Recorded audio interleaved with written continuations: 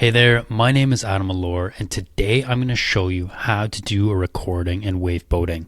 This might also be referred to as doing breadcrumbing, so basically, recording your latitude and longitudes as you head down the waterway.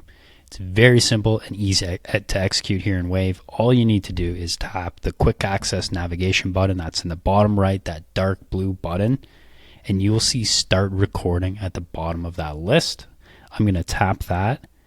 And just like that, now Wavve is tracking all my latitude and longitudes as I head down the waterway. Obviously, I'm stationary right now, so this isn't too exciting, but you'll get some basic details as you go, how far you've traveled, the average speed that you've been going, and how long you've been doing that particular recording. So say I've got to my destination, I've got that trip recording that I want to follow back home.